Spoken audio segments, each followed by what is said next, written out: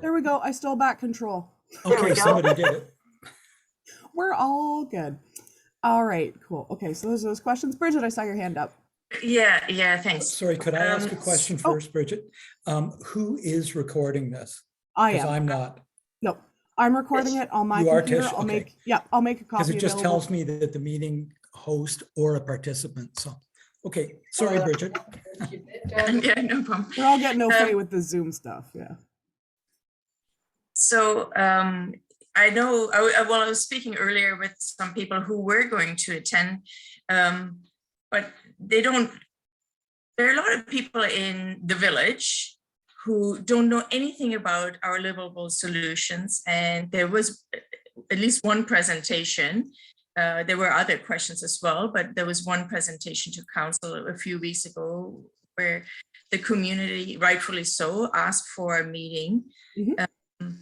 And they asked for a meeting from the city, and they feel like this is not the meeting. They don't know who Our Livable Solutions are. It's a third party. They don't know anything about it, and they feel like this is not the meeting, the official meeting that they asked for, and they felt that it would best not go to this because also, you know, then ticked off as if a community meeting happened, but they felt like this isn't the community meeting. So I really hope that, I think the biggest priority here tonight that we need to solve is the communication strategy. And I would hope that next week the city staff can organize a meeting and have a proper meeting that the community feels that their questions are going to be answered.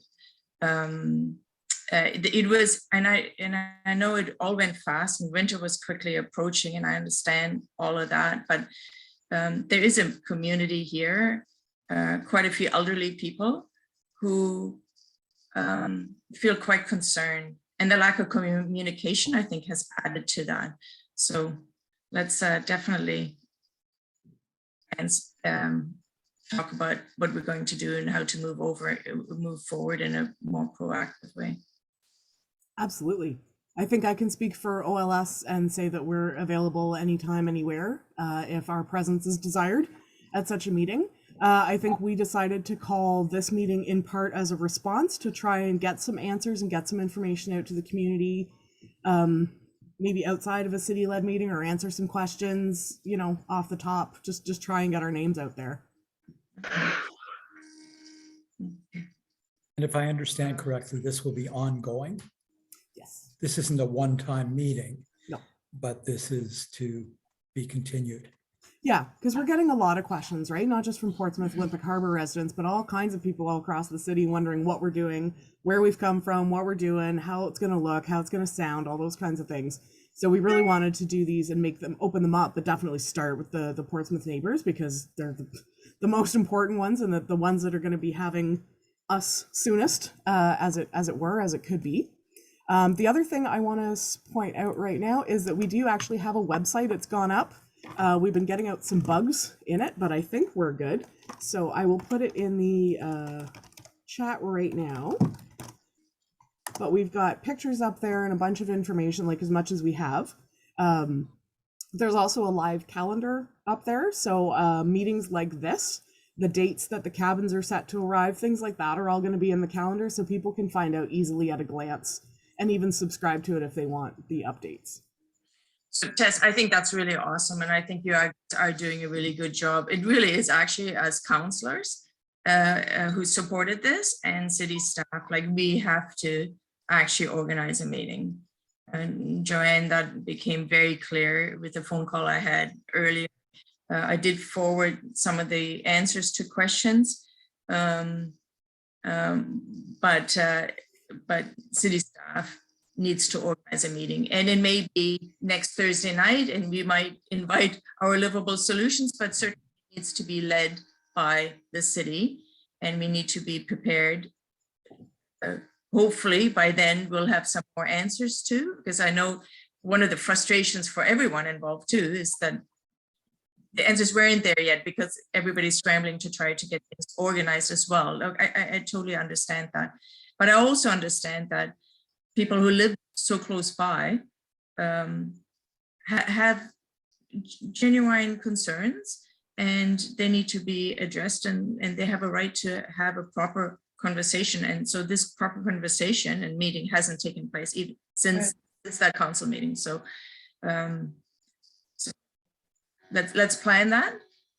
And thanks for organizing this week meeting. Okay, I see we have somebody else joining us. Are there any other questions? All right. Oh, Mary Jane, did you have a question? No. Okay, no problem. Okay, so I guess what I can do now is share a picture of the site plan, just so if anybody hasn't seen it already, they can get an idea. Oops. Great, now my right-click menus are not working. Anyway, just in case anybody hasn't seen it already, they can get an idea of where we're talking about being and how it's going to kind of look. With some minor adjustments, but nothing significant. So it all looks the same as this. Just give me 1 second. Here we go. Oh, I gotta take back my hosting duties again. Sorry, I haven't hosted a meeting on Zoom in quite a long time.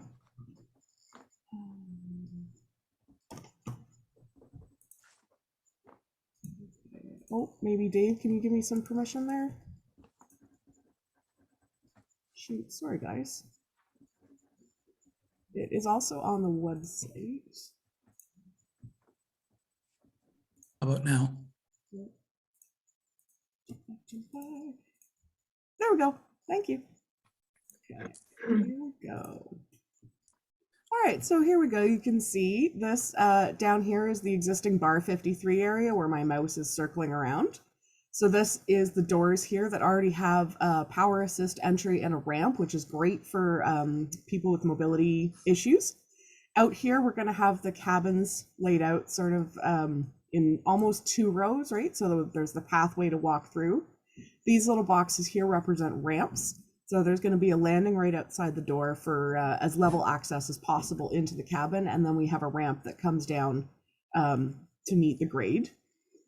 So we have the 4 in the front and sort of 6 around the back. We've tucked them in so that all the doors are looking forward to try and maximize the wind coverage that already exists on the site. So then once we come in here, yeah, this part has changed a little bit. So we're going to have the kitchenette and laundry area are going to be down here. Then down here, we're going to have this open up. This is a changed a bit. There's going to be a room where people can meet with their service providers. And then there's going to be an open area where people can sit and have a meal and talk, play cards, that kind of thing. Down here, we have 2 washrooms, so a men's and a women's. Both have a really nice large stall with grab bars and all that kind of thing, as accessible as it can be. And I believe our facilities guys are going to top it up like even more. And then we're going to have showers on the other side, and we're hoping to have the 2 shower stalls there. And I know they're busy doing lots of work, and I know they were pretty excited about turning this into something pretty awesome. So then over here, we're going to have the fire lane, just so that emergency vehicles can still access. And then the fence line that you see here was going to separate from the boats and then the open water. Any questions?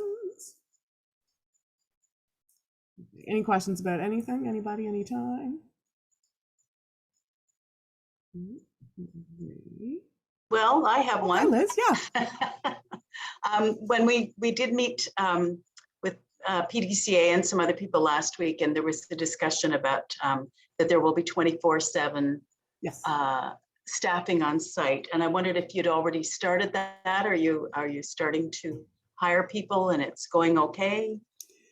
We actually had to wait to get some legal paperwork in place before we had the money to hire people, etc. But we've got the job description all drawn up. We know exactly what we want. There is absolutely going to be a paid staff member from OLS on site 24/7. We've actually set up, so there's also going to be a phone number any time of day. That the phone number will be the same, and it's going to get rerouted automatically to the phone of whoever's on duty. So that way there's only one phone number that any neighbor or anybody has to remember, and it's going to go to whoever's working. that's a lovely little advantage that technology gives us. We also are going to have a new email address, and it will be feedback@ourlivable.solutions. So if anybody has comments, concerns, anything that, is email time sensitive, appropriate, or whatever, you can also contact us that way. So that's been set up as of today. Because I believe that what's going to happen is Our Livable Solutions will sign a contract. I guess it hasn't been signed yet. And you literally will be the people in charge. Yes. This isn't city staff that are in charge, but it's Our Livable Solutions who will be running everything. And that's why this phone number is needed and Absolutely. an email for Yeah. the neighbor.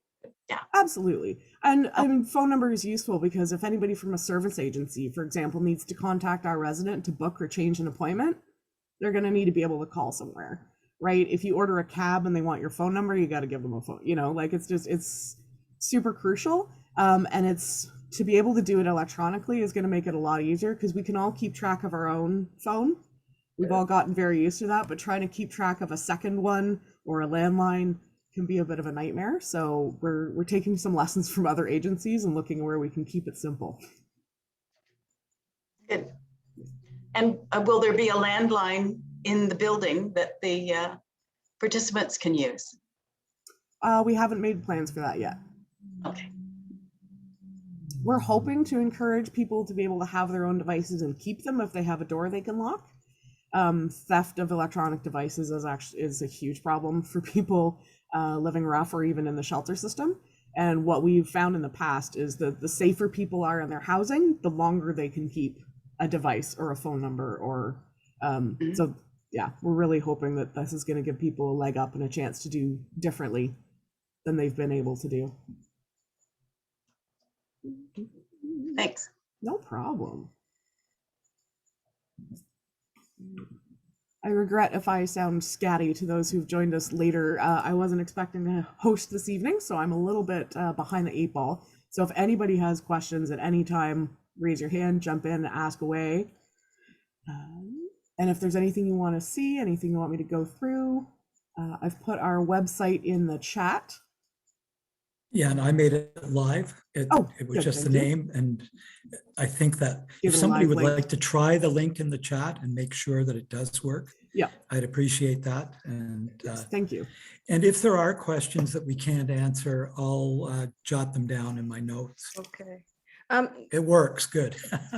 This is why we keep Dave around. He's great. Hi, I don't know. Hi. Can you see me? Yep. I just put my video on. My name is Carol Ladika. I live in the area and I've been walking by sort of almost daily or every other day and seeing progress on getting the inside accommodations ready. And I see that kitchen area and I first noticed that there was a stove and then a washer right side by side. But then I saw, I think the next day, the washer had been pulled out. Anyway, placement, I don't think would have met regulations. So perhaps that's what they're working on rearranging now, but I'm glad that there will be a washer there and dryer. I have some questions just about the setup of it in terms of how it impacts the neighborhood who has been used to using the area, walking by and that sort of thing. Now, I appreciate seeing this map and the fire lane. How wide is that? I'm assuming it's going to be at least wide enough for a fire truck or ambulance to get through. So it'd be about, I guess, 12 feet or something. Yeah, that'll be up to the facilities guys more specifically. I'm sure there's a regulation written down, but it would have to be wide enough for an ambulance or a fire truck because that's the intent. Yeah, that's where people stroll by. Of course, and everybody's still welcome to. But the thing is, there's also the people who are living in these buildings, the sense of privacy for them, yet feeling of public, access for the rest of us. And right now, as I look at it, and as I have sort of looked at it physically in walking through and imagining where the buildings be, and it's pretty much like this. I'm feeling, I don't know how I'm going to feel about, walking through, and I'll readily admit that. But then I also see, how is it for people living there, seeing people, so close to their house, Yep. to where they're living. So do you feel in some way that it is a bit of a cramped space? It's You're making do? it's a little bit more public than we would have ideally liked, but almost everything else, and the exposure to the elements, because we all know Lake Ontario is chilly in the winter. Right. Those were like our two major hangups, if you will, about the space. But so far, the people we've talked to are more excited about the possibilities, and they recognize that pretty much anywhere it isn't going to be perfect right off the bat, and Right. that sometimes doing things with some expediency is worth some of the trade-offs. Yeah. A lot of people that we've talked to, people who stay at the ICH, or maybe even people who've been living in the bush, are kind of used to interacting with walkers or neighbors or being seen anyway. So I think if they have the privacy they can retreat to, they can put their window treatments up or down, they can hang out inside or outside. I think it's going to give them more options. And then the people that we're considering as residents, we're also letting them know exactly what the situation is. And so showing them like that kind of diagram and explaining what the plan is, so that if they think it's going to be too much, we're allowing that space. Because yeah, if somebody's intensely private, it might be a bit too much. So might living with 10 people and staff, right? Right. Okay. As far as the walkers go as well, I anticipate there'll be the orange barriers at either end, but then signage indicating that walkers are welcome to walk through. So there won't be any question, oh, can I go or can't I? Right. At least that's what I think is happening. They were going to put up movable barriers just so that we don't get regular car traffic through all the time, posing a safety or confusion risk, but something that can easily be moved out of the way, in case fire, ambulance, whatever is needed. Right. Okay. I don't want to monopolize the That's okay. conversation, but I have a couple of other questions. Yeah. One is the work that's being done inside to prepare so that they'll have amenities inside. So that's looking like there's quite a bit of work going on, and it looks like that there's an investment there. And so it seems that there's anticipation. I understood this was a pilot, and that perhaps this will happen annually then. To outfit a kitchen there with, everything, the appliances and so forth, and the washroom facilities. Or is there an intention that it will be used in the summertime by another group? Like, I don't know, the boaters or whatever. There's never been any discussion about having this as a repeated occurrence at POH. This is the pilot. The bathrooms, like the toilet facilities, were pre-existing. Where our kitchenette and washer dryer is set up, it actually used to be where they would do some cooking for bar 53. So a lot of the electrical connections and the venting are already there, which is why it's going in that spot. Right. So it's basically the washer dryer and the stove and the sink. And then OLS is going to be responsible for the countertops and work surfaces, because we might have to make varying heights depending on mobility devices. Right. So the shower rooms, and that used to be like a storage room, large keg fridge for the bar. So they're making that into showers, and I think that's probably the most significant change, because any walls that were going up were going to be temporary. So it would easily be returned to a state that could be used for sailing groups or another vendor like Bar 53. Right. Okay. And my final hang question on. I think Joanne wanted to jump in on something there. Okay. I saw her hand up and now she's muted. Okay, my name is Joanne Boris. I'm the Housing Programs Administrator for the City of Kingston. I can assure you that there's absolutely no plans to have this be an annual or occurring situation at Portsmouth Harbour. So this is not a long-term solution. The absolute end date of the program is as it's been stated and will not go further than that at this location. I'm 100% sure of that. Yeah. Ditto. Okay, I mean, in asking my questions, I'm not saying I'm totally against it, happening annually, but because from what I perceive as the investment that's going into the physical, preparation of the building. But I did want to know, and my final thing is, I really think it's too bad they can't have washrooms inside these, even porta potty, types of things, right in it, because in the dead of winter, in that blowing cold, it's an awful thing to have to go outside and to go inside again, to use a washroom. Mhm. Yeah, there's a lot of people living in tents who would absolutely agree with you. Having to get up and go to the bathroom in the middle of the night is one of the Yeah. worst possible Yes. things. Yes, it is. Yeah. Anyway, thank you very much. Thank you so much for your answering input. questions. I really appreciate your Others. coming out. Speak up. Anybody else? I thought I heard. Oh, Bridget, go ahead. So Tess, you mentioned that there will be 24 hours, 7 days a week, kind of somebody there. What other supports are people getting? Like what other kind of support would be there perhaps during the day? So we anticipate having more community volunteers present during the day than the evening or overnight, which most people are diurnal, we get it. So there we anticipate visitors and volunteers, people providing social support, like the hanging out, and like enabling people to do things like maybe decorate something or contact their doctor's office. We anticipate having AMHS workers, having harm reduction workers, having all of the kinds of services that people get anyway. Maybe it's a bit more hit or miss if they can't be found on a certain day, certain time, but we anticipate all those services and supports being able to come and visit.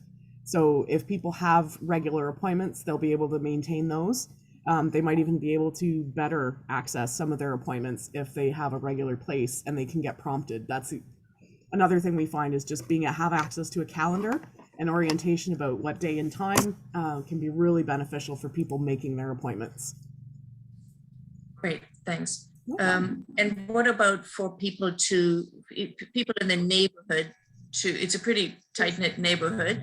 And so for people in the neighborhood to get to know their new neighbors, how are there some plans for perhaps like a neighborhood introduction? We'd love to. We would love to. We can't really make firm plans right now because we'll have to gauge our residents. Like we want to center them and everything. So we want to make sure they're comfortable with that. So it might not be like right initially right on. We want to give them a chance to settle in, but we would love to have special occasion, like even Sunday evening meals or something kind of special on a weekly or bi-weekly basis, something where the neighbors can come and participate, just check in, check the water, see what people are like, that kind of thing. I think our residents would appreciate that too, because we're always curious about our neighbors, right? And we're always curious about the lay of the land and what the community is like.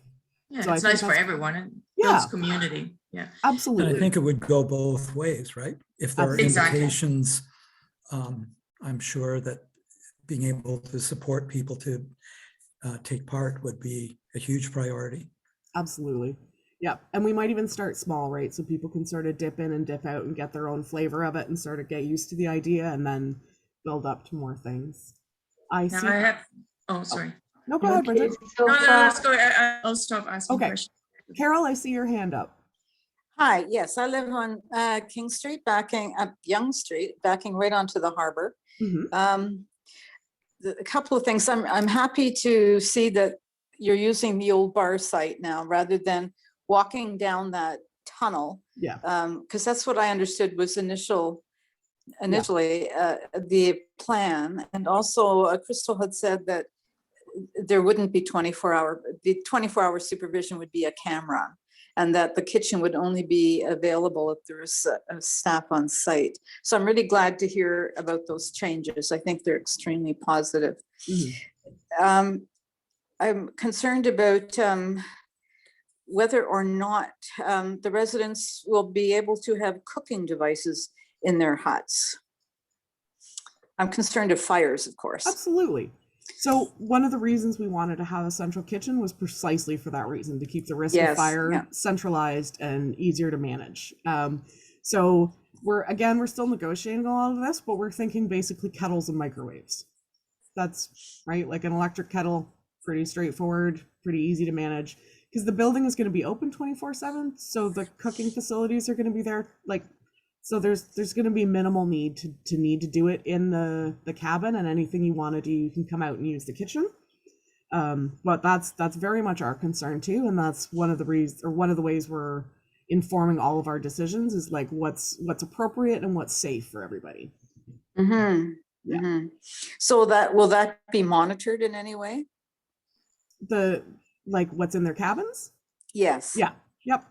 We've also heard from Kingston Fire and Rescue that they want to come and do monthly walkthroughs, Great. monthly visits of the site and of the cabins, just to make sure everything is okay. They don't really foresee any problems, but it's great to have that input, especially if we have people readjusting to using electricity after a long time without, right? So Mhm. yeah, we just want to make sure we're helping gently encourage everybody to stay safe and healthy and learn skills that they might not already have, or maybe And need to refresh. smoke detectors and CO detectors are a part of every cabin. Yeah. Mhm.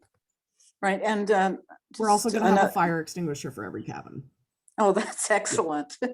And I'm just concerned if other homeless people are attracted to the site and perhaps would like to impose themselves on the services here. What are the plans to dealing with that? I don't know if that tunnel between the two buildings will be open or is unlocked during the night, but I'm just thinking that it Yep. could be a good place for So friends and others to come and hang out. our understanding is the tunnel at the, I'm guessing, eastish end where we're going to be is going to be blocked. So we're not really going to have access to that tunnel. Everybody else is, and then it's just going to be sort of a natural barrier. If any other people decide to come and try and take advantage or try and set up, that's where Crystal and I get to turn into guard dogs. And we go and encourage people to leave. Most of what we've heard, everybody wants to see this project succeed. Everybody wants to really give it a shot. So we don't anticipate too much, but we will absolutely be out there on the front lines, moving people on if that's what it takes. The other thing is, in light of the community spread outbreak of COVID and the Omicron variant, what's going on, we've made the decision that only staff and actual residents will be allowed inside the Bar 53 area. That's going to make it easier for contact tracing. That's going to make it easier to keep clean and keep with our infection prevention control guidelines. So there's not going to be all that much to attract people if they're not allowed to go inside, like inside the building and all that kind of stuff. So Okay. we're hoping for less incentive that way. We also plan to help our residents, because part of what we want to help people with in terms of life skills is learning healthy boundaries. Right? So putting your housing at risk to try and help somebody else is not always a healthy boundary. So we want to be there to try and help our residents and say, you know, we know it sucks to be out in the cold and we wish we could do more, but we can't right now, and help that resident maintain their boundaries and then help that person get somewhere else. So whether that's giving them a bus ticket so they can go to the ICH or go to a warming center, try and help them get somewhere better. That may not work in the middle of the night. Well, we're one of the things we're going to try and encourage our visitors to do is leave before the last buses do. So Great. we're already thinking ahead to these. Like that's definitely a concern and something we're thinking about as well. And it's not something we want to see become a magnet, because that's not going to be healthy for our residents or for the existing Portsmouth residents. Exactly. That's a Yeah. good way to describe it, a magnet. Yeah.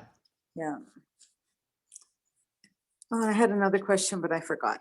Okay. I see somebody called guest with their hand up.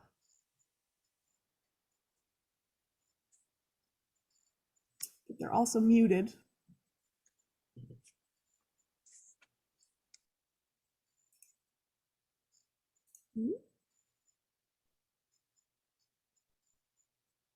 Okay. Anybody else with a question? If your name is guest, you're on mute. Yes, there are at least two people who came in with small g guest as their label. So Okay. That happens. I know it's one of Zoom's default favorites. I have to change your page. Oh, hello, can you hear me? Hi, there we are. Hi. Hi. Sorry, I had a little difficulty there unmuting. That's all Apologize right. for the delay. Technology gremlins are amazing. Actually, Carol pretty well took the words right out of my mouth. I was just going to ask if there was going to be any kind of built-in deterrents for, congregating, whether it be guests or family or other people perhaps in the homeless community that And it's not the end of the world. I'm, Thank you all. Thank you all for your presentation. We've got some crossed audio streams, I think.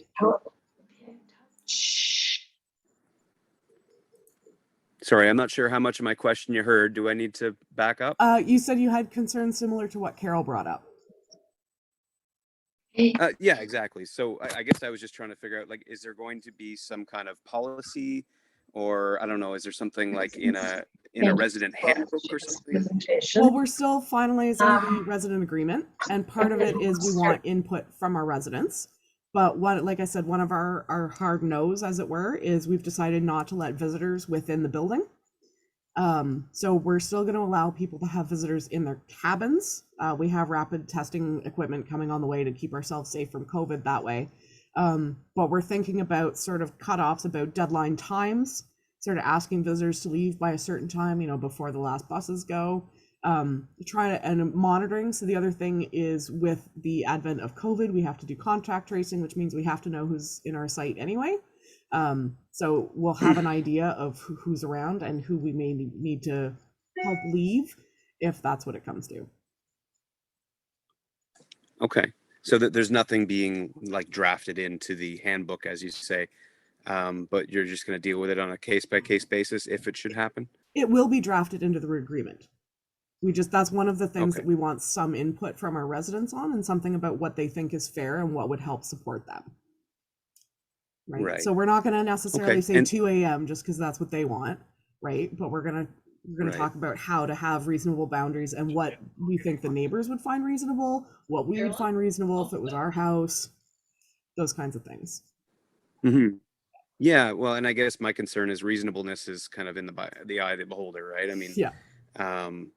Like I'm a new resident in the community, and in fact, I should have been a new member about a year ago, but we're just we're doing some construction in the area, and we haven't got to move into the area as of yet. But just as obviously a concerned citizen and neighbor, just been trying to keep keep my eye on the situation and just kind of see how things are developing. So yeah, thank you for addressing that question. No I appreciate problem. it. And I don't know if you heard earlier, but we're going to have one phone number that you can call any time of day or night, and we'll go straight through to the person on staff, the person who's working. So if you have any concerns any time of day, give that number a ring, and we can see to it immediately. So there's that. Right. Yeah. Yeah, and primarily as a homeowner, obviously, like I think at this point, full transparency, I probably have more concerns than I maybe ought to. I don't know. I mean, there's the humanitarian side of me that wants to see this, something like this work. But, first and foremost, just thinking of my children, my family, my property, etc. So I'm sure I'm not alone in feeling that way. It's just something reassurances are nice. So I appreciate it. Absolutely. No, and I want to reassure the community too that we have your interests and your needs as residents and as people in mind as well. And we've seen what traumatic housing can do. We've seen what problems can happen. We don't want to bring that upon anybody. We don't want to visit that upon. We're really out to make better and do different. And part of that is starting small with our 10. But we think that way is a good way to start small and then scale up. And so we can learn along the way, and we can keep any collateral issues to a minimum. But rest assured, we're here to talk. We're here to think things out. We're here to work things out. We're already trying to think ahead about ways to keep everybody safe and happy. Right. Okay. Yeah. I mean, I could just, yeah. Can I ask one additional, somewhat unrelated question? Okay. So the first article that I had read about the Portsmouth, sorry, the name is escaping me. Sleeping your cabins? organization. Oh, Our Livable Solutions. Yes, but yes, thank you. That's the one. It was initially said that it was going to be for homeless veterans. Is that still kind of the is that still kind of the criteria for residents then? Is military service a Actually, so mandatory, or? that's I'm glad you brought that up. It's a question we've been getting a lot. There's actually two different projects.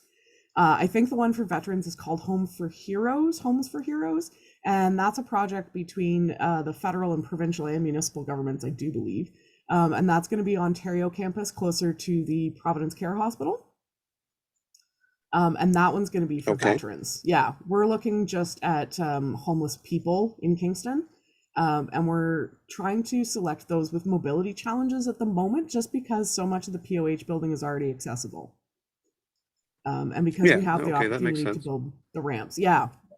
But yeah, we do. And then I believe part of the thing was the mayor talked about both in one press conference. And I think that really confused a lot of people, because we started getting questions about both things after that.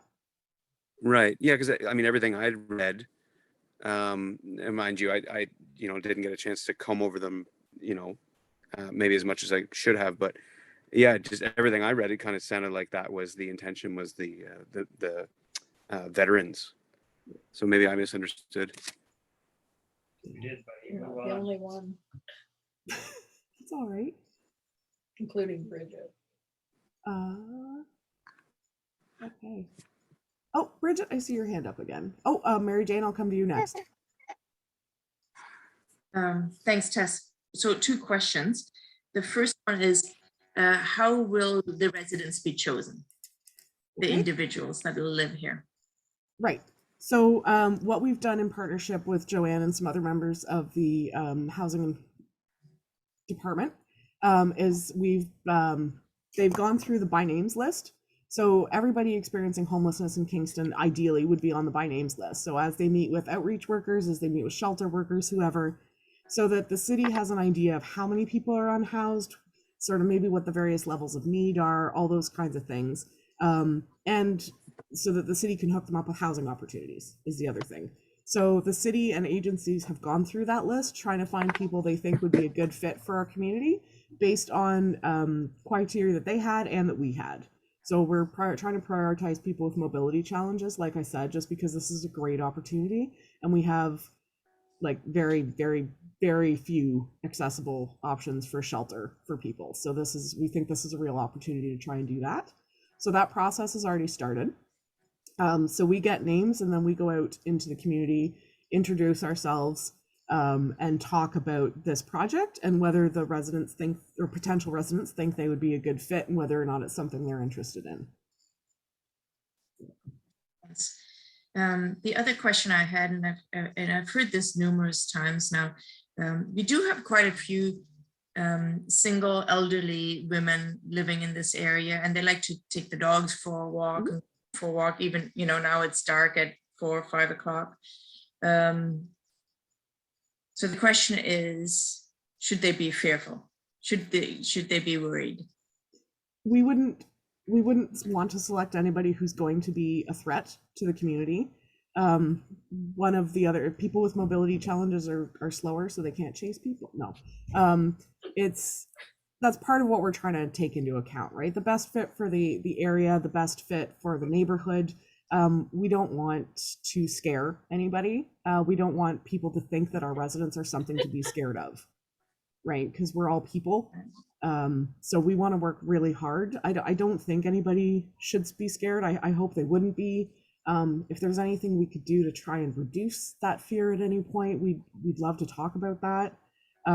I think it's hard to know until it's actually there, right? Because this is so new. This is such a groundbreaking, such a different idea. I think it's really difficult to know how we're going to feel or how it's going to be perceived until it's actually up. So I share that frustration because it's hard to explain, and I can't see it until it's there either. So by getting to know each other might be very useful. Absolutely. So that's definitely, for everyone. So that's definitely something we want to promote as much as possible. And again, part of what the new email address with the feedback at Our Livable Solutions or livable.solutions. If anybody has an idea about an event or a way to do a meet and greet, that kind of thing, we're open to it. And we want to take it at our residents' pace, right? Obviously. But yeah, we definitely want to build some bridges and build some connections, because I think it's one of the things I found surprising or unanticipated is of the amount I have in common with people that I've met who are unhoused. And I think they are also equally surprised how much they have in common with people of a different socioeconomic class or a different life experience.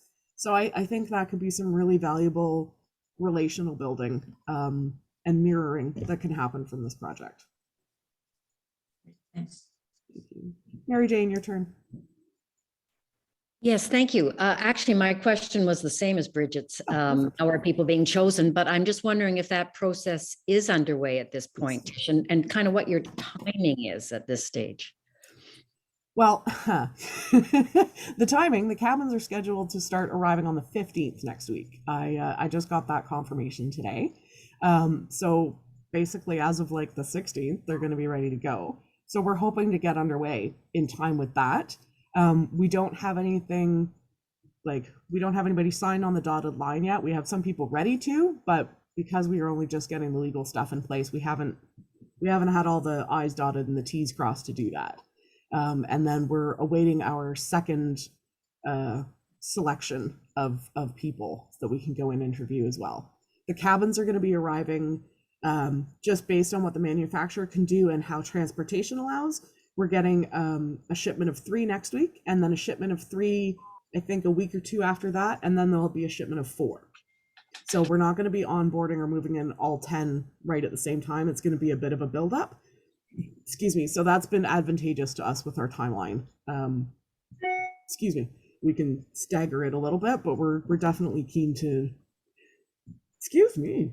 We're definitely keen to get that finalized.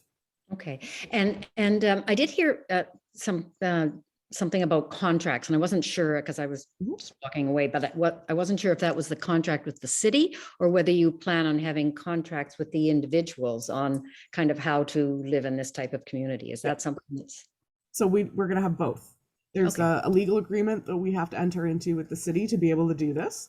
And then there's an agreement that we're going to ask our residents to sign that clearly lays out the expectations of them, but also of us, right? So what they can expect from us, what we're offering, what we're equipped for, and what we're not.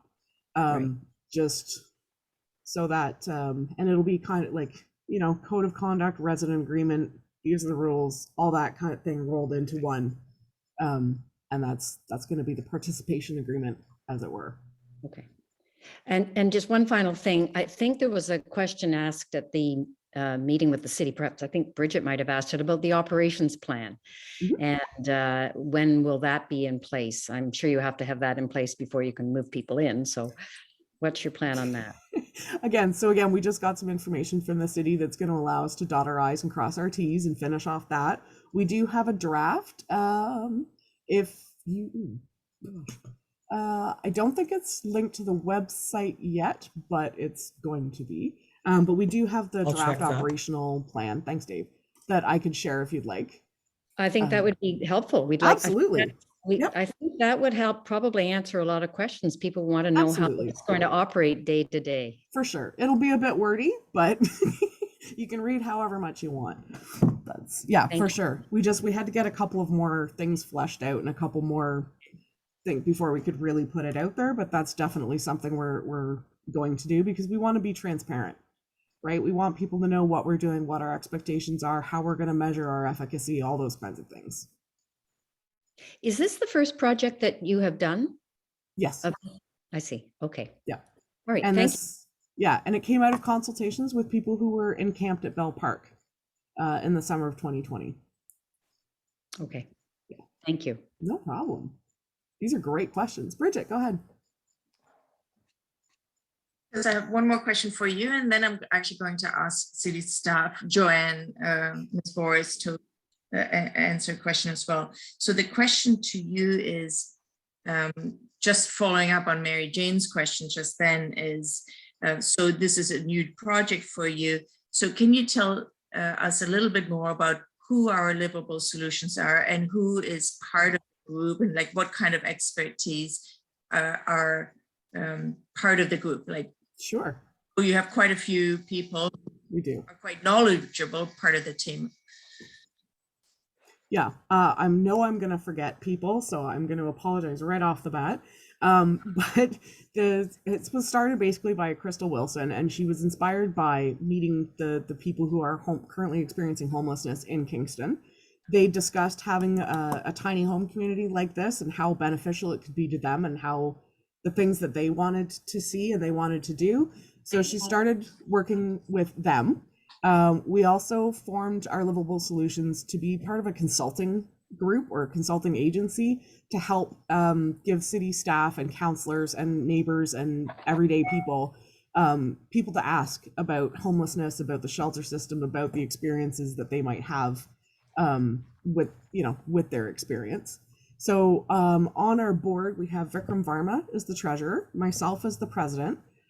We have Vic Sahai, and I know I'm forgetting. Can you just tell maybe a bit of the background of people, like what knowledge are Sure. they to this, and experience, expertise, that kind of thing? Yeah. Well, Crystal will be the first one to tell you she's a mathematician by trade, so she's finding her way in this very organically. My background, I am a personal support worker, and I was a healthcare advocate for my father for many years. So we navigated a lot of those systems together, which is where I learned a lot of these skills. I also used to work as a clinic secretary, so managing healthcare records and talking to different agencies and coordinating supportive care is also something I'm balanced with. Vikram is an excellent treasurer and has a lot of I don't know him that well, so I can't speak to all of his experience that he brings to the table. We also have our advisory groups. So we have an advisor group made up of unhoused people. We also have an advisory group made up of housed and excellently skilled people. So Dave Stewart is one of those, and I'll let him talk in just a minute. We also have people like, yeah, nice try. We also have people like Rosemary Wilson from the Faculty of Health Science and Nursing at Queen's University, and Vic Sahai, a couple other people I met last week whose names I can't remember. And they're all very interested in the metrics and in studying the outcomes and in looking at how we can measure success and how we can determine whether or not this is effective moving forward. Dave, do you have anything you want to add? Well, I just think what you did last winter, Crystal and you with the hotels, certainly a lot has grown out of that experience as well. And certainly I think that's helped your relationships grow with people who are unhoused.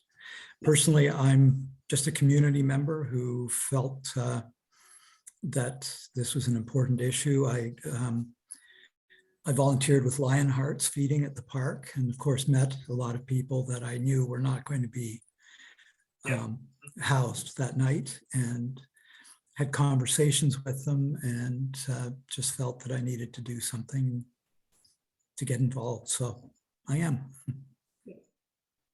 I think one of the things we should probably... By the way, that is not linked on the website that I could see. So, but it will be. The plan, the yes, operational plan. Yep. So we had, we had to get a couple more kinks out of it, so to speak, before we could really even make the draft more public, but that's definitely on the agenda. And I'm thinking we should add some biographies.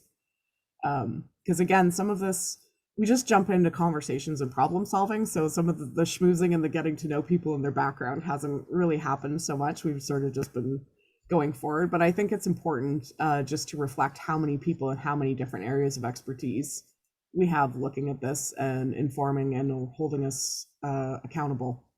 I know that's one of the reasons we chose Vikram as treasurer, because he will hold our feet to the fire and make sure we do everything properly according to how it should all be done. And it's always good to have a person like that in an organization. I guess mentioning the volunteer coordinators, Dawn and Marguerite. Name's gone. Marguerite. But there is Marguerite, right? Yes. Right. So. Thanks for that. Yeah, that would be really good to know too. To know there are a lot of people working on this as well. So my question to Ms. Boris, if I can see you on the screen, hold on, let's just move bigger. I wonder if you could just share with everyone the city's expectations and also I believe the plan or the draft plan is with legal at the moment or has gone through the legal process too. I don't know where any of this is, and so maybe if we can give everybody an update and also share what the expectations are. And the city, Absolutely. actually, I think there's a bit of confusion where what the city's role in this is and how Our Livable Solution even became part of this in the first place. Absolutely. And if I can clear some of that up, thank you, Councillor Doherty, I'm happy to this evening. So Our Livable Solution had approached City Council with their ideology around the sleeping cabin initiative, and through some delegations and some work that I think Crystal had done with visiting once or twice a Better Tent City, had brought this idea to Kingston. City Council felt that this was something that we needed to look at as another option or tool in our toolbox of trying to assist individuals who are chronically homeless and marginalized find housing. For some context, how the city's homelessness system currently works is we are really well founded in the housing first model. So for those of you who might not be aware, the premise of the housing first model is that nobody should be, or nobody has to have any barriers to housing in order to be housed. So, the reality is that to be housable does not mean necessarily that you need to not be utilizing substances, not have a mental health condition. There's no parameters to that. What the housing first model really looks to do is take individuals who want to be in a housed situation and wrap supports around them in order to an attempt to ensure viability of their living situation, whether that's in a room, in an apartment, in a basement, wherever that individual may be choosing to reside. So to that end, currently we have housing first workers that work with a lot of the individuals who are both living in the community or in the shelter themselves to assist them in finding housing. The city's ultimate goal is to find people safe, affordable housing and permanent safe, affordable housing.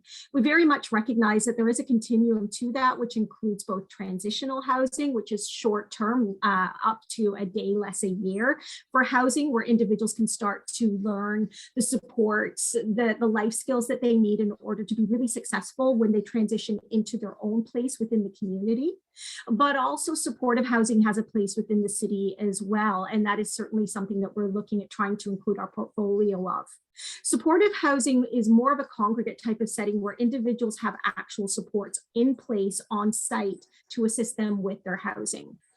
Just as a heads up on my background, I've worked in the shelter system for over 25 years, frontline, actually working in shelters across Durham and York and Toronto regions. I've only been at the City of Kingston for a few years now, but we do recognize the need to expand our portfolios to work with the client base that we're currently working with. So this is a pilot program to see if this does have impact and can make individual lives much easier, or potentially our goal is to determine whether or not it's going to lead to more sustainable and long-term permanent housing.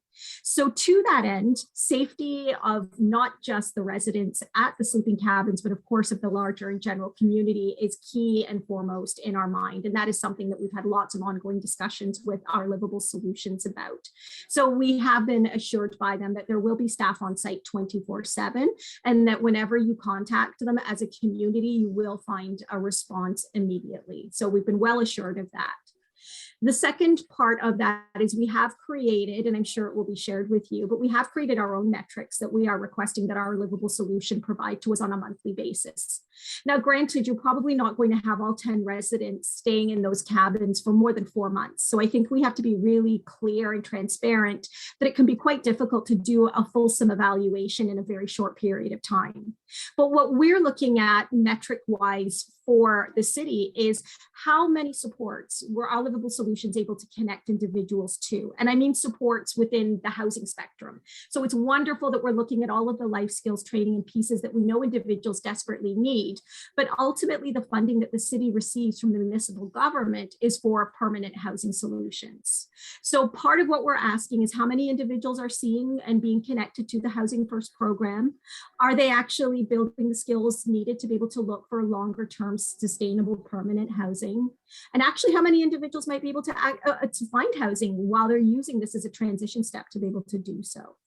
So we have provided documentation to that end to our Livable Solutions, and we'll be requesting that that documentation and that reporting mechanism is back to us every month on a monthly basis so that we can keep track of those statistics also.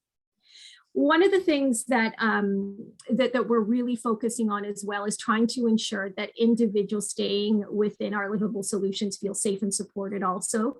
So to that end, we're looking to ensure that there are other supports in place. Again, AMHS, home-based housing, some of the experts within our community that have been working with this population for many, many years and who have had wonderful outcomes in housing individuals through traditional housing first means. So our hope is that there are going to be some good collaborations that do come out of this pilot project also. Bridget, Councillor Doherty was absolutely correct. When our council passed the resolution to allow us to continue with this pilot project a few weeks ago, we had to talk to Our Livable Solutions first to see what a basic plan might look like, and then take that back to legal to try and come up with an agreement that hopefully is amenable to both parties and that will be that will keep your interests and clients' interests as well safe. So our legal department crafted a draft agreement that Our Livable Solutions now has as of today, and our hope is that they are going to be able to look through that and have their legal team be able to have a look and make sure that they are in agreement with that documentation. And once we have that back, then the project will be ratified and ready to move forward. I'm happy to answer any other questions. Councillor Doherty is correct. There does need to be a city meeting, and my hope is that we're going to be able to have a city-led meeting with our communications department, with our housing and homelessness services department sometime next week, as quickly as we possibly can. And our hope is that at that point in time, we will have that agreement potentially back and hopefully ratified. I can make no promises, but that's the hope, so that we can answer any fulsome questions that you might have, again, based on that legal documentation. But I'm happy to try and answer any questions that you might currently have also this evening. Thank you. I hope that answers your question, Councillor Doherty. Thanks, that was helpful. Awesome. Thank you so much, Joanne. Are there any other questions from the floor? I have a question. Go ahead, Lois. I have a few questions. Okay. First off, you're saying that there's going to be one staff member on site. Minimum. Does Yep. that mean that there's really only 9 huts that are going to be available to people who need them? So Yep. then there's 11 huts going in, or? Nope, there are 10 huts going in. Our people are going to be staff. So they're going to be working in shifts. So they'll stay in the community center then overnight, I guess. Yep, or be outside walking around the site, be helping people. Like we're going to be telling people don't expect to sit down a lot. There's going to be a lot of work to do, even just for the supporting 10 people. Yeah, Okay. but they're not And going to have a overnight cabin. They're not going to be visitors. sleeping. Okay, so overnight visitors, are they allowed in the huts with people if they decide to invite them in? That's something that we're going to have to negotiate with our residents. But in light of COVID, we have decided that we're not going to have any visitors within the Bar 53 area. So if anybody did stay overnight, they wouldn't be able to go in and access the kitchen or the bathroom or the shower. So I don't see that being a super attractive option. Okay, It's also then- what we're also going to aim to have visitors off the site overnight, just so that we know how many people are on site, so that we can keep any concerns to a minimum. Okay, thank you. The other question I just had though was around the dollars for this. Mhm. We're talking about an operating budget of $257,000 for a 4-month project that's only going to keep 10 people in living quarters. That's a high price. Yeah. Now, I just heard on the news tonight a gentleman complaining about needing warming centers. Mhm. And so my question is, and maybe it's more for city staff because they look at the proposal and look at the dollars involved, because that 257 is just operating costs. In addition to that, there was another 160,000 spent for the huts. So My question is more around how are we going to be accountable? And is the city going to look at this from a cost perspective as well as I guess, an emotional perspective? How is that going to be done? And when will that be done? And when will the results of that be available? Great. I'm going to invite Joanne to comment on this too, because I'm not, No. my memory of how the numbers work out is a little bit different. So I think she can input there. And I do know that one of the things that we would have to agree to with the agreement with the city is a very transparent tracking of every penny we spend, which would be our intent. Even if it wasn't city money, we like to be very transparent with any money we spend. Oh, no, I'm not questioning the integrity of the organization. I'm questioning that we're talking about over $5,000 per person per month to live in a hut, when we've got a lot of people out there looking for just warming centers or places in warming centers that, so my only question is, how are you going to analyze that? And when will that be done at the end of the project? That's a wonderful question, Ms. Burrows. So if I might, yes, it is certainly a lot of money. The social services sector does have quite a hefty price tag attached to it when you're working with some of the most vulnerable and marginalized individuals in the community. So to that end, one of the determining factors and outcomes, as you very well alluded to, is not just the emotional side of things, but if it is cost effective. And so part of the pilot program and the outcomes for the residents who are utilizing the sleeping cabins will obviously help make the determination as to whether or not this would be a financially sustainable model to continue with. So again, this is just a pilot program. There has been no commitment made to anything future from this. And really what we would be looking very, very closely at is where those dollars were used, for what activities, and what were the outcomes for clients at the end of that. Did it increase their ability to become, again, as I alluded to earlier, more stable and permanently housed than just in a sleeping cabinet situation? So all of those different factors will be taken into consideration if there was to be any decisions made about any type of programming like this in the future, and any dollars to be spent further on this type of program. Thank you. Just one last question, and that's around, you keep talking about the time of the last buses. What time would that be? I haven't looked it up for that Is district. it late? Like, do they run till 2 in the morning, or do they run till 11? 11 p.m. is what's in my brain, because I know that's when the regular service shuts down in my hood.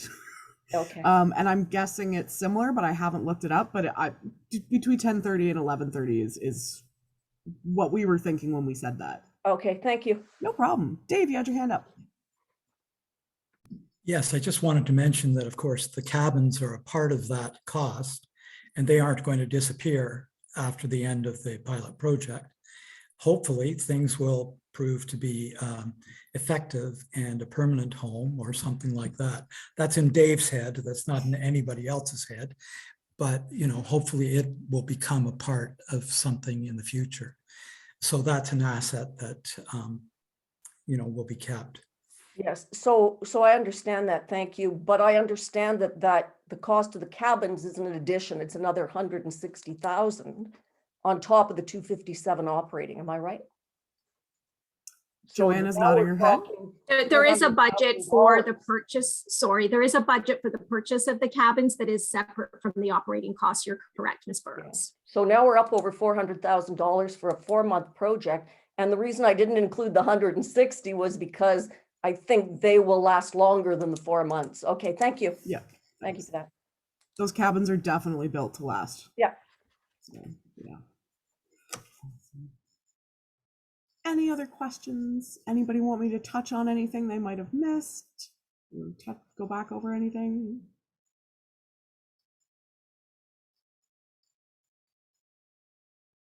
Okay. Oh, hello. I think guest's hand is up again. Yep. Hi, me again. Can you hear Hi. me okay? Yep. Hi.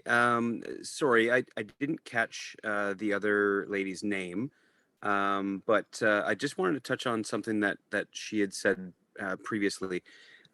Just about the nature of the project being a pilot project and there being a 100% guarantee that basically this wouldn't continue, past basically the winter months. Yes. I guess, and maybe this is just me again, like as a obviously a concerned, local resident with, some serious skin in the game, right? I mean, I think I'd be lying if I,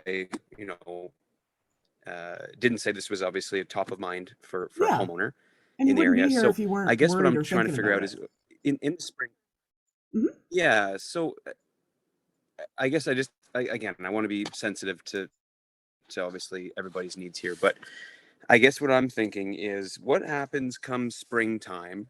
I mean, I realize why you've chosen the site. I mean, I think the site was basically, the only suitable site from what I read anyways. And in terms of accessibility, like you mentioned, and the facilities available, all that. So I understand the reasoning for choosing that site. I guess in my mind, what I'm thinking is, come springtime, and I don't profess to be an expert on, homeless community, whatever else, but I guess in my mind, I'm thinking, why would anybody want to leave when we're, kind of handing up some of the best real estate in the city to this project? I mean, and where is the incentive to leave come spring? And it's not all about leaving, please don't misunderstand, but what legal protection, I guess, is there for, say, something like squatters' rights, for example? And I'm not like a property lawyer by any means. I don't know anything about this kind of stuff, but what happens in the spring should people, kind of, plunk down and say, we're not going anywhere? Okay. Well, the cabins are very movable. They can be moved either with a crane truck or a pitchfork. I believe the city of Kingston has opted for the crane pickup option.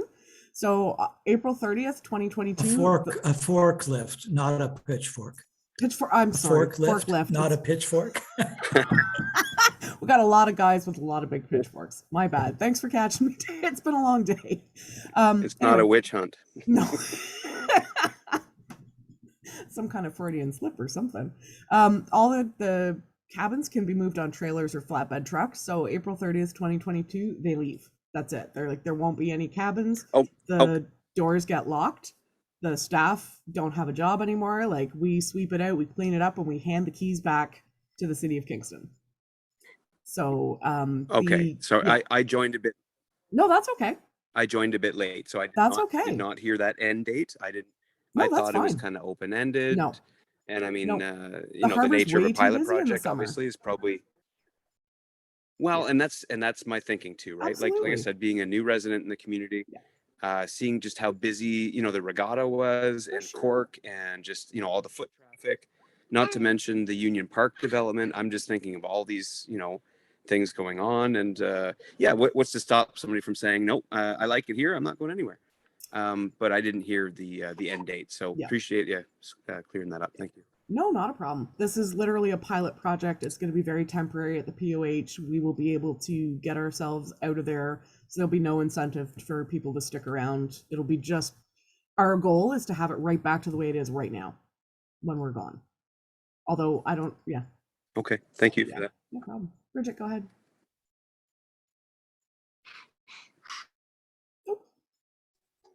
I just want to just say a few words about the cost. It is a lot of money that we're talking about, but it is a pilot, and the reason councillors, I can't speak for all councillors, but the reason it was felt that it is worth supporting this pilot is because we have between 200 to 400 unhoused people in Kingston.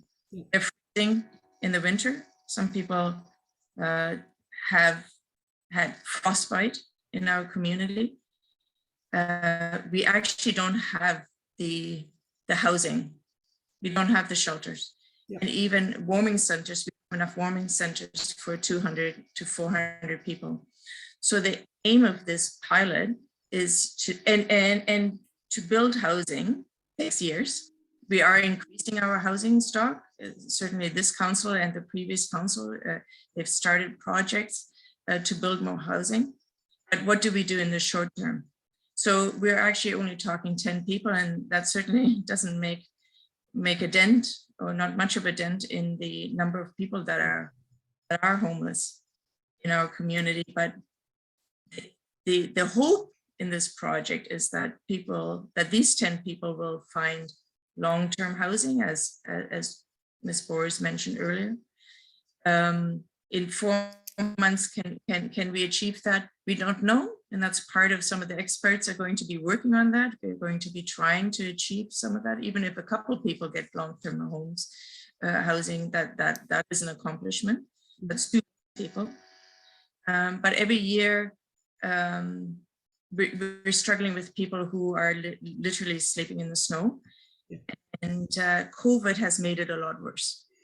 COVID has exacerbated this. Absolutely. But there's a long history on why this problem has been growing in not just our community, but every community. And there are numerous communities that have actually already, they're way ahead of us, and they have they've moved from pilots to actual long-term places where they created some small, not huts, but small home kind of communities. So we're just trying something because because we just don't have the resources. That's the fact. We don't have the housing in our community. And here a group came along and said, we want to try something that other cities have done.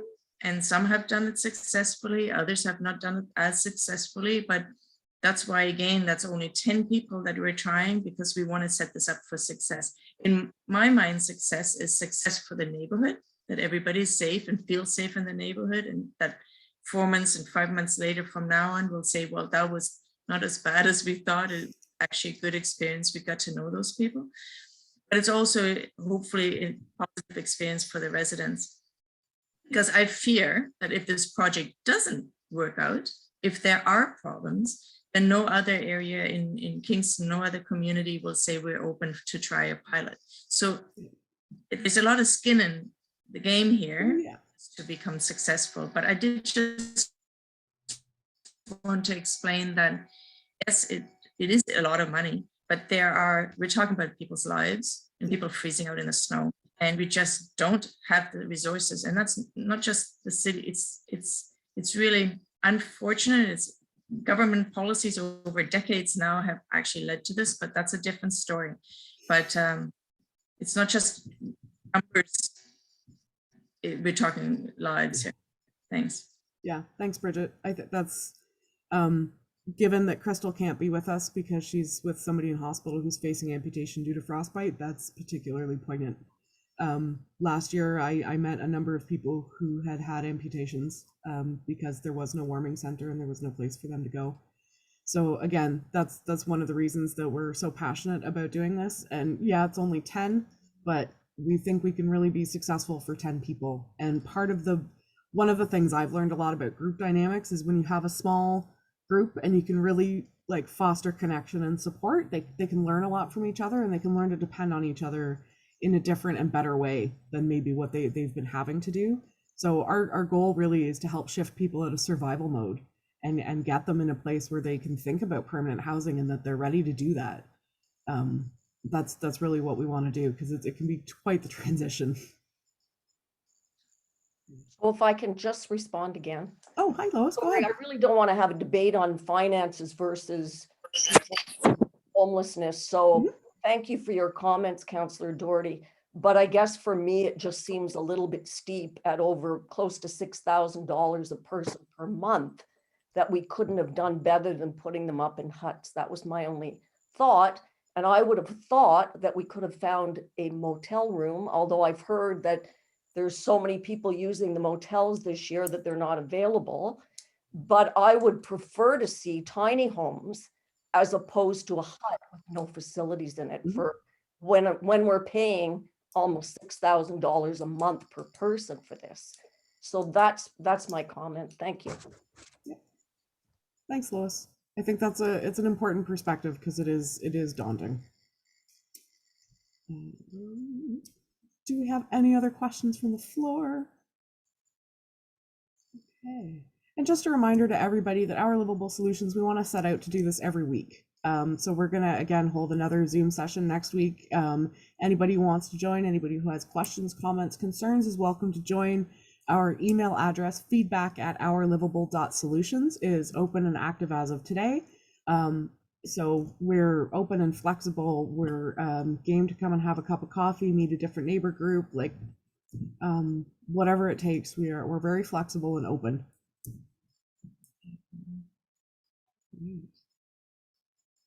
Okay, well, I heard a tip this morning about leaving 2 awkward minutes of silence at the end of a meeting, just to make sure that there's no door handle, oh, by the way, moments. I know I'm excellent for those, drive my doctors crazy. So I'm gonna do that and just yatter on for another minute. But I want to thank everybody for coming out tonight. I really appreciate it. It's lovely to see how many people are engaged and are curious and are taking part, even if they have concerns, which, I mean, I would too. This is such a new thing. I think we all have to work together to make it work. And I know it can be scary, and I just want to thank everybody who's willing to take this journey with us and willing to give it a try. Tish, do you know what date next week it will take place? The Thursday, I believe. So next Thursday. Yeah, same time, same bat channel, as they used to say.